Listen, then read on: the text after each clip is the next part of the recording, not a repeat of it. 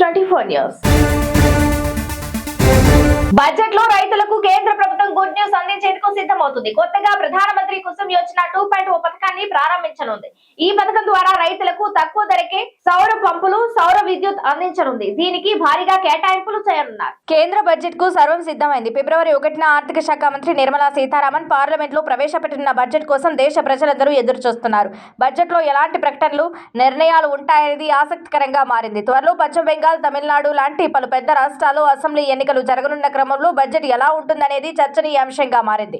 ఇక కొత్త పథకాల అమలు, ట్యాక్స్ మినహాయింపులు, ఇప్పటికే ఉన్న పథకాల విస్తరణ, జీఎస్టీ తగ్గింపులపై నిర్ణయాలు ఉంటాయని అందరూ ఊహిస్తున్నారు. ఇక పలు రాష్ట్రాల్లో ఎన్నికలు రానున్న క్రమంలో రైతులకు ఉపయోగపడే విధంగా పలు కొత్త పథకాలు బడ్జెట్లో ఉంటాయని తెలుస్తోంది. పీఎం కుసుమ్ పథకంకు సంబంధించి రెండో దశ 2.0పై బడ్జెట్ ప్రకటన ఉంటుందని తెలుస్తుంది. రైతులకు దీని ద్వారా తక్కువ, సరసమైన ధరలకే స్వచ్ఛమైన సౌర విద్యుత్ అందనుంది. ఈ పథకాన్ని మరింత విస్తరించడంలో భాగంగా పీఎం కిసాన్ 2.0 స్కీమ్ను ప్రవేశపెట్టనుంది. దీని ద్వారా గ్రామీణ ప్రాంతాలతో పాటు వ్యవసాయ రంగాలకు అత్యంత తక్కువ ధరకే సౌరశక్తిని అందించనుంది. రైతుల ఆదాయం పెంచడం, డీజిల్ పై ఆధారపడటాన్ని తగ్గించేందుకు ఈ పథకం సహాయపడనుంది.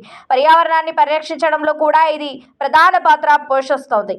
ప్రస్తుతం అమలవుతున్న పీఎం కుసుమ్ పథకం గడువు మార్చి 2026లో ముగుస్తుంది. దీంతో 2.0 పేరుతో కొత్త పథకాన్ని తీసుకొస్తుంది. దీనిపై ఆర్థిక శాఖకు ఇంధన మంత్రిత్వ శాఖ ప్రతిపాదనలు సమర్పించింది. రైతులు సోలార్ విద్యుత్ పొందడానికి, సౌర ప్రాజెక్టును ప్రోత్సహించడానికి ఈ పథకం ఉపయోగపడుతుంది. ఈ బడ్జెట్ లో ప్రవేశపెట్టనున్న ఈ పథకానికి దాదాపు 50,000 కోట్ల కేటాయింపులు చేయవచ్చని సమాచారం. మొదటి దశ పథకానికి 32,400 కోట్లు కేటాయించింది. కొత్త పథకంలో సోలార్ ప్యానెల్స్ ఏర్పాటుకు, రైతులకు మరిన్ని ప్రోత్సాహకాలు ఇవ్వడంతో పాటు అత్యాధునిక సాంకేతిక ఉపయోగించడంపై దృష్టి పెట్టనుంది. ఇక పీఎం కుసుమ్ పథకంలో సౌర విద్యుత్ను ఉపయోగించుకునేందుకు బ్యాటరీ నిల్వ టెక్నాలజీని ప్రవేశపెట్టనుంది. ఇది రైతుల పగలు, రాత్రి విద్యుత్ పొందడంతో ఉపయోగపడుతుంది. అలాగే విద్యుత్ సరఫరాను మరింత నమ్మదగినగా చేస్తుంది. కాగా 2019 మార్చిలో ప్రధానమంత్రి కుసుమ్ యోజన పథకం ప్రారంభించారు. రైతులకు సౌర పంపులు, సౌర విద్యుత్ అందించడమే ఈ పథకం లక్ష్యం. జనవరి 2024లో ఈ పథకాన్ని మరింత విస్తరించారు. రైతులకు విద్యుత్, నీళ్లు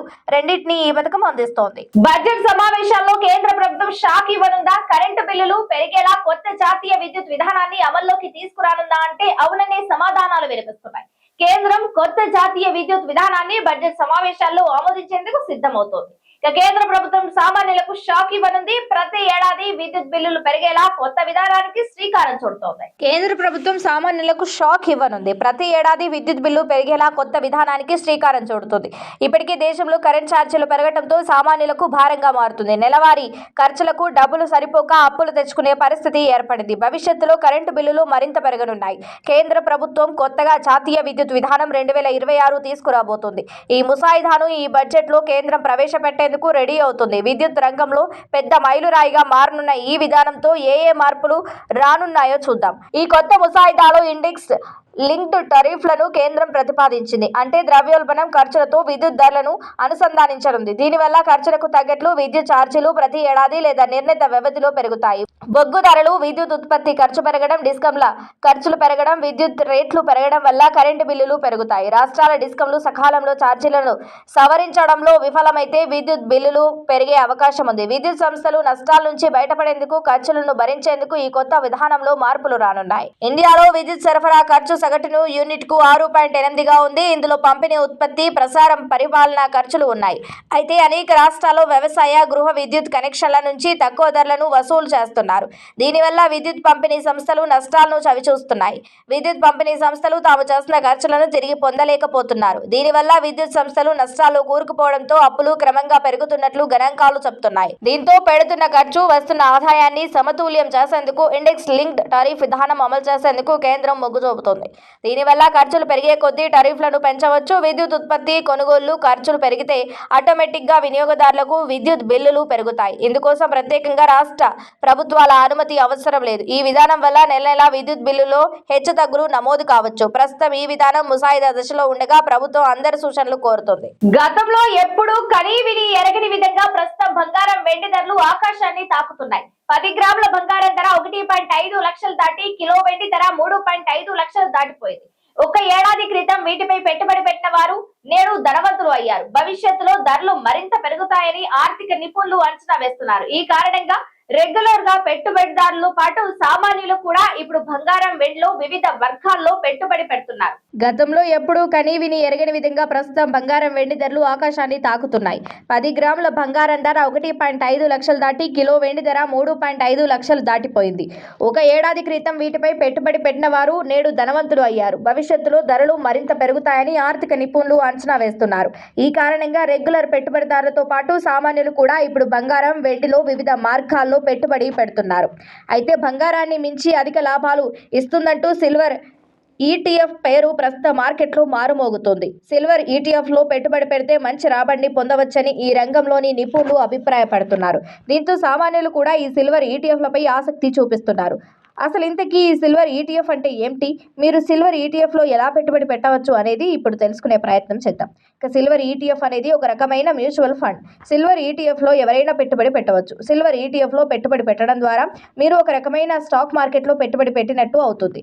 మీరు వెండి బిస్కెట్లు, నాణాలు లేదా వెండి ఆభరణాలు కొనకుండా సిల్వర్ ETF ద్వారా వెండిలో పెట్టుబడి పెట్టవచ్చు. సిల్వర్ ETF స్టాక్ మార్కెట్తో ముడిపడి ఉంటుంది. వెండి ధర పెరిగినప్పుడు సిల్వర్ ETF విలువ కూడా పెరుగుతుంది. అదేవిధంగా వెండి ధర తగ్గినప్పుడు సిల్వర్ ETF విలువ తగ్గుతుంది. సిల్వర్ ETF ద్వారా మీరు నేరుగా వెండిలో పెట్టుబడి పెడతారు. మీరు సిల్వర్ ETF ద్వారా డబ్బు పెట్టుబడి పెట్టినప్పుడు వెండి ధర ప్రకారం మీకు కొన్ని యూనిట్లు కేటాయిస్తారు. వెండి ధర పెరిగినప్పుడు ఈ యూనిట్ల విలువ పెరుగుతుంది. వెండి ధర తగ్గినప్పుడు మీ ఖాతాలోని యూనిట్ల విలువ తగ్గుతుంది. దీర్ఘకాలికంగా పెట్టుబడి పెట్టాలనుకునే వారికి సిల్వర్ ETF మంచి ఎంపిక. ప్రస్తుత పరిస్థితిని బట్టి భవిష్యత్తులో వెండి ధర పెరగవచ్చు. అందువల్ల సిల్వర్ ETF ద్వారా పెట్టుబడి పెట్టిన మీ డబ్బు విలువ పెరగవచ్చని ఆర్థిక నిపుణులు అంచనా వేస్తున్నారు. మున్సిపల్ ఎన్నికలకు ముందే భారతీయ జనతా పార్టీకి బిగ్ షాక్ తగిలింది. వదనపేట మాజీ ఎమ్మెల్యే అరూరి రమేష్ కాషాయ పార్టీకి రాజీనామా చేశారు. ఆయన తన రాజీనామా లేఖను విడుదల చేశారు. బీఆర్ఎస్ పార్టీతో చేరబోతున్నానని వెల్లడించారు. తాను సొంత గూటికి చేరుతున్నట్లుగా ఎమ్మెల్యే తెలిపారు. భారతీయ జనతా పార్టీ ప్రాథమిక సభ్యత్వానికి రాజీనామా చేస్తున్నాను. నాకు ఇన్ని రోజులు సహకరించిన బీజేపీ పెద్దలకు, నాయకులకు, కార్యకర్తలకు హృదయపూర్వక ధన్యవాదాలు అని తెలిపారు. భారత రాష్ట్ర సమితి అధిష్టానం ఆదేశాల మేరకు నా ఇంటి పార్టీ అయిన బీఆర్ఎస్ లోకి త్వరలో పలువురు నాయకులు, నా అనుచరులు, అభిమానులతో కలిసి చేరాలని నిర్ణయించుకున్నానని తెలిపారు. 2024 మార్చి 15న రమేష్ బీజేపీ పార్టీలో చేరారు. ఇప్పుడు ఆయన తిరిగి సొంత గూటికి రాబోతున్నారు. రాష్ట్రంలో అంబేద్కర్ రాజ్యాంగం కాకుండా అనుముల రేవంత్ రెడ్డి రాజ్యాంగం అమలవుతుందని బీఆర్ఎస్ వర్కింగ్ ప్రెసిడెంట్ కేటీఆర్ ఆరోపించారు. కాంగ్రెస్ పాలన ప్రజాపాలన కాదని రాజ్యాంగాన్ని పరిహాసిస్తున్న రాక్షస పాలన అని దుయ్యబట్టారు. గణతంత్ర దినోత్సవ వేడుకల సందర్భంగా తెలంగాణ భవన్లో బీఆర్ఎస్ ఎమ్మెల్సీ దాసోజు శ్రవణ్ ఆధ్వర్యంలో ప్రత్యేక నాటక ప్రదర్శన ఏర్పాటు చేశారు. తెలంగాణలో ప్రస్తుతం కొనసాగుతున్న రాజ్యాంగ ఉల్లంఘనలు ఎండగడుతూ ప్రజాస్వామ్య స్ఫూర్తిని చాటి చెప్పే విధంగా నిర్వహించిన ప్రదర్శన ఆద్యాంతం ఎంతగానో ఆకట్టుకుంది. ఈ కార్యక్రమంలో మాజీ మంత్రులు, ఎమ్మెల్యేలు, ఎమ్మెల్సీలు, నాయకులు పాల్గొన్నారు. ఈ సందర్భంగా కేటీఆర్ మాట్లాడుతూ సెంట్రల్ యూనివర్సిటీ విద్యార్థులు అద్భుతమైన ప్రదర్శన చేశారని అభినందించారు. రాజ్యాంగం గురించి మాట్లాడే కాంగ్రెస్, రాహుల్ గాంధీ ప్రతిసారి రాజ్యాంగాన్ని తుంగలో తొక్కుతున్నారని విమర్శించారు. బోధించు, సమీకరించు, పోరాడు అనే అంబేద్కర్ తత్వాన్ని కేసీఆర్ అద్భుతంగా ఆకలింపు చేసుకుని తెలంగాణను సాధించి అన్ని రంగాల్లో అభివృద్ధి చేశారని కొనియాడారు. అంబేద్కర్ ఇచ్చిన ఆర్టికల్ 3 అంబేద్కర్ ఆలోచన విధానం వల్లనే నేడు అల్పసంఖ్యాక వర్గాలకు న్యాయం జరుగుతుందని, ప్రత్యేక రాష్ట్రాలు ఏర్పడుతున్నాయని అన్నారు. కేంద్రంలోని బీజేపీ, రాష్ట్రంలోని కాంగ్రెస్ పోటీపడి రాజ్యాంగ విరుద్ధంగా వ్యవహరిస్తున్నాయని పేర్కొన్నారు. రాజ్యాంగం ఎంత గొప్పదైనా దాన్ని అమలు చేసే వ్యక్తి సరైనోడు కాకుంటే ప్రయోజనం శూన్యమని ఆనాడే అంబేద్కర్ వెల్లడించారని తెలిపారు. సరిగ్గా అదే పరిస్థితి కేంద్రం, రాష్ట్రాల్లో కనిపిస్తుందని అన్నారు. రాహుల్ గాంధీ తుక్కగూడలో ఇచ్చిన న్యాయపత్రం అన్యాయపత్రంగా మారిందని విమర్శించారు. పార్టీ ఫిరాయింపులకు వ్యతిరేకంగా చట్టం చేస్తామన్న రాహుల్ గాంధీ వెనకనే ఫిరాయింపుదారులు ఉన్నారని ఆరోపించారు. తెలంగాణ రాష్ట్రంలో జర్నలిస్టులను సైతం ఉగ్రవాదుల్లాగా అరెస్టులు చేస్తున్నారని వెల్లడించారు. తెలంగాణ రాజకీయాలు ప్రస్తుతం ఫోన్ ట్యాపింగ్ చుట్టూ తిరుగుతున్నాయి. మొత్తంగా ఇప్పటికే హరీష్ రావుకు కేటీఆర్ సీట్ విచారించింది. ఇక తాజాగా మాజీ ఎంపీ సంతోష్ కుమార్ ను కూడా సీట్ నోటీసులు ఇచ్చింది.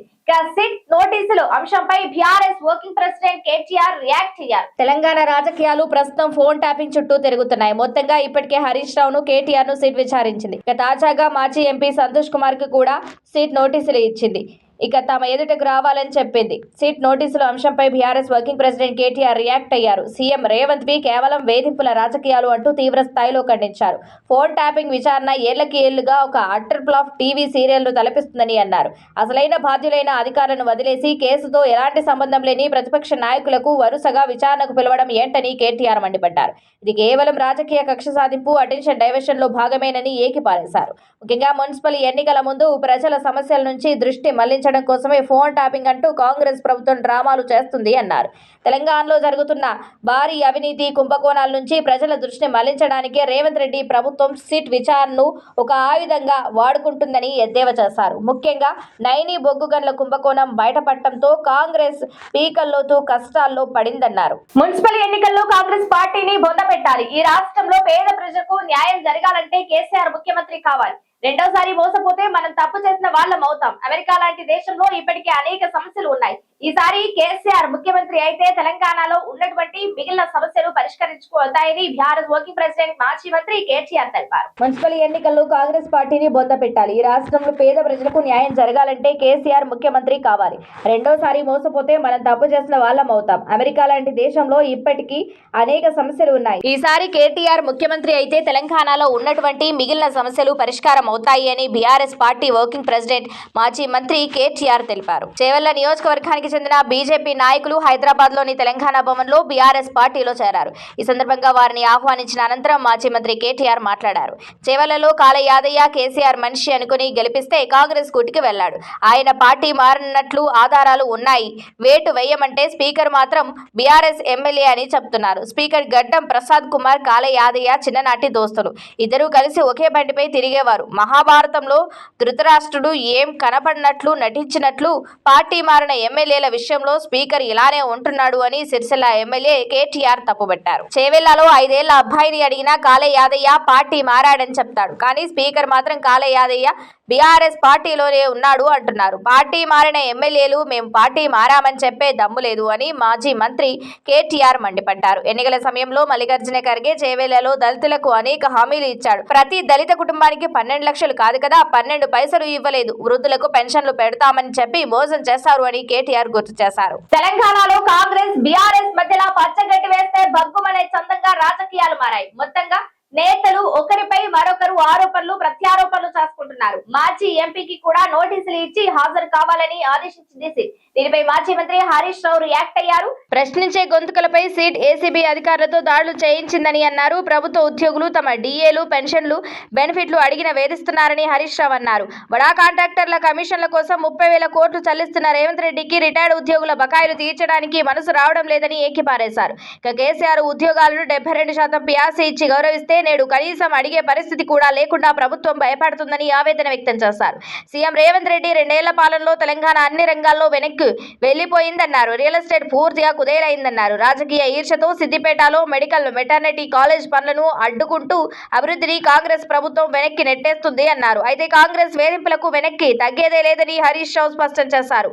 ఉద్యోగ ఉపాధ్యాయుల సమస్యల పరిష్కారం కోసం బీఆర్ఎస్ పార్టీ పక్షాన ప్రభుత్వాన్ని నిలదీసి పోరాటం చేస్తూనే ఉంటాము అన్నారు. కాంగ్రెస్ ప్రభుత్వం వచ్చి 2 నెలలు దాటిందని ఇప్పుడు ప్రజలకు నిజమైన పాలన అంటే ఏమిటో అర్థమైంది అన్నారు. ఇక కేసీఆర్ పాలనే బాగుండేదని ప్రజలందరూ నేడు గుర్తు చేసుకుంటున్నారని అన్నారు. విద్యార్థుల ఫీజు రియంబర్స్మెంట్ బకాయిలు అడిగితే కాలేజీలపై విజిలెన్స్ దాడులు, ప్రతిపక్షాలు ప్రశ్నిస్తే సిట్ నోటీసులు ఇస్తూ ప్రజాస్వామ్యంపై దాడి చేస్తున్నారన్నారు.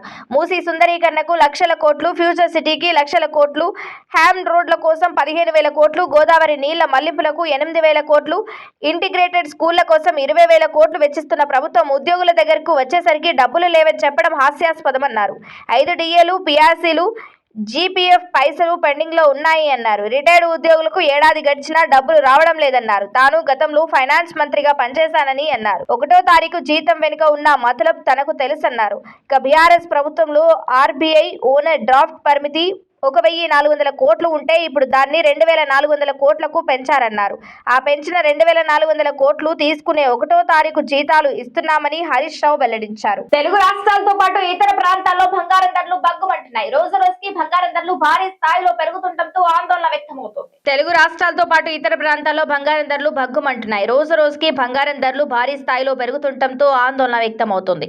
మన భారతీయ సాంప్రదాయంలో బంగారానికి అత్యంత ప్రాధాన్యత ఇస్తారు. ధరలు ఎంత పెరిగినా బంగారం షాపులన్నీ కిటకిటలాడుతుంటాయి. అయితే నిన్న తులంపై ఏకంగా 2,000కు పైగా పెరిగిన బంగారం ధరలు ఇప్పుడు ఇదే రేట్లతో కొనసాగుతున్నాయి. హైదరాబాద్ లో 24 క్యారెట్ల 10 గ్రాముల బంగారం ధర 1,61,960గా ఉండగా 22 క్యారెట్ల 10 గ్రాముల ధర 1,48,460 వద్ద ట్రేడ్ అవుతుంది. ఇక ఢిల్లీలో 24 క్యారెట్ల 10 గ్రాముల బంగారం ధర 1,62,110గా ఉండగా 22 క్యారెట్ల 10 గ్రాముల ధర 1,48,610 వద్ద ఉంది. ఇక ముంబైలో 24 క్యారెట్ల 10 గ్రాముల బంగారం ధర 1,61,960గా ఉండగా 22 క్యారెట్ల క్యారెట్ల 10 గ్రాముల ధర 1,48,460 వద్ద ఉంది. ఇక వెండి విషయానికి వస్తే నిన్న ఒక్క రోజే 10,000 మేర పెరిగింది. హైదరాబాద్ లో కిలో వెండి 3,75,100 వద్ద ట్రేడ్ అవుతుంది. ఇది ఇవాల్టి బులెటిన్. మరో బులెటిన్ తో మళ్ళీ కలుద్దాం. Stay tune 24 news.